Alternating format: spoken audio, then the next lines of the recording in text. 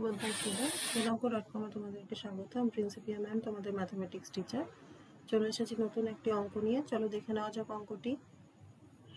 কোনো ব্যাংকে সুদের হার 5%, ওই ব্যাংকে কত টাকা রাখলে সেই টাকার প্রাপ্ত সুদ থেকে প্রতি বছর 180 টাকা মূল্যের একটি পুরস্কার পাওয়া যাবে।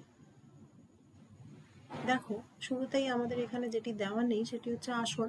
কত টাকা রাখলে বলেছে, তাহলে আমি শুরুতেই ধরে নিই যে ধরি আসল সমান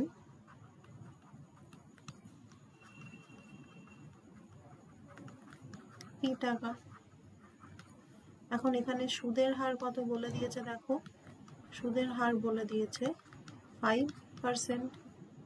আর সময় প্রতি বছর যখন বলেছে, তাহলে আমি প্রত্যেক বছর মানে এক বছরই ধরলাম। তাহলে সুদ কত হবে?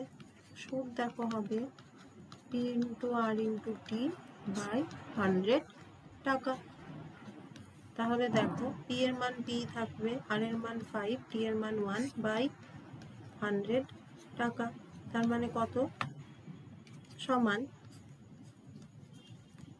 p বাই 20 টাকা। এখন প্রশ্নানুসারে এই p বাই 20 টাকা সমানই 180 টাকা। প্রশ্নানুসারে p বাই 20 মানে 180, और p সমান 180 ইন্টু 20, और p সমান 18 দুগুণে 36, দুটো শূন্য। অতএব কত টাকা তোমায় ব্যাংকে রাখতে হবে? 3600 টাকা। তাহলে আমার উত্তর কি হবে? 3600 টাকা ব্যাংকে রাখতে হবে। হয়ে গেল।